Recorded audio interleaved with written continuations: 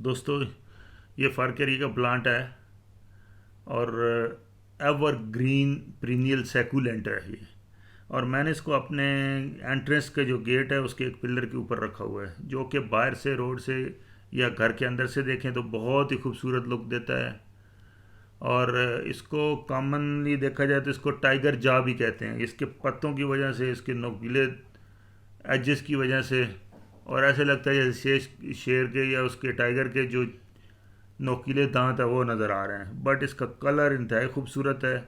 पत्तों के ऊपर ये धारीदार ग्रीन और क्रीमी कलर या वाइट बहुत ही खूबसूरत लगता है।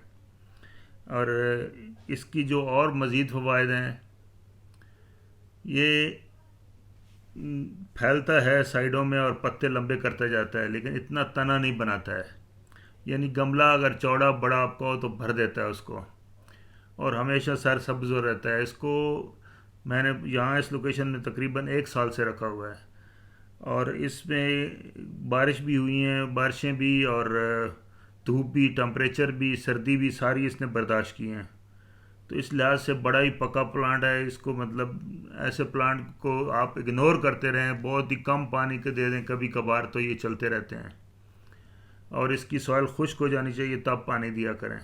इसमें पानी लॉगिंग नहीं होना है। इसका रूट स्ट्रक्चर बड़ा स्ट्रांग होता है, और इसकी वजह से ये जो खुश्की है, ड्राउट, वो बर्दाश्त कर लेता है।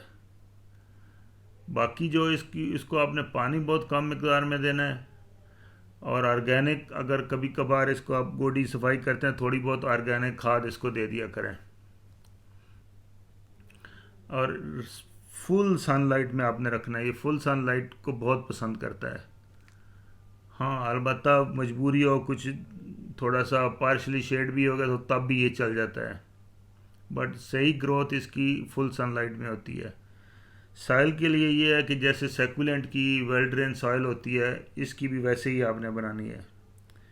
थोड़ी सैंड मिक्स करें, गार्डन सॉइल ले लें, सैंड मिक्स करें, थोड़ी सी उसमें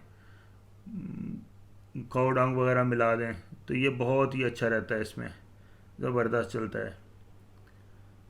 ख्याल रखना है आपने कि इसकी सफाई, अगर कोई पत्ता नीचे टच कर रहा है या ख़राब हो गया तो वो आप उसको काट दें तो इसकी अच्छी लुक हो जाएगी। ये अभी हमने इसका घास निकाला है, और जो पत्ते इसके नीचे लटक रहे हैं या नीचे से लग लग के गमले के साथ ख़राब हो गए हैं, वो हम इसको अभी निकालेंगे। इसके जो बच्चे हैं वो ये साइडों से छोटे छोटे बच्चे निकालता है, उनको आप अलग कर सकते हैं। और कभी कभी एक बहुत टाइम के बाद लाइफ में ये निकालता है, एक सेंटर से स्टॉक से निकलता है और उसमें फ्लावर आते हैं, बट वो बहुत रेयर है। जो प्लांट स्लेट्स होते हैं वो आप निकाल के न्यू प्लांट भी बना सकते हैं। ये काफ़ी महंगा प्लांट है, और नर्सरियों में आमतौर पर ये 600 से लेके 1000, 1500, 2000, जितना बड़ा इसकी हाइट होगी, कद होगा, फैलाव होगा, उसके हिसाब से कीमत भी ज़्यादा होगी। बाकी केयर इतनी कोई नहीं है इसकी। बहुत ही, जिसको हम कहते हैं कि ये ढीठ प्लांट है, जिसको इग्नोर करके छोड़ दें तो ये चलता रहेगा। तो दोस्तों, इसके बारे में मैंने बहुत कुछ चीज़ें आपको बता दी हैं। होप आपको ये प्लांट भी पसंद आया होगा, और इसकी केयर भी।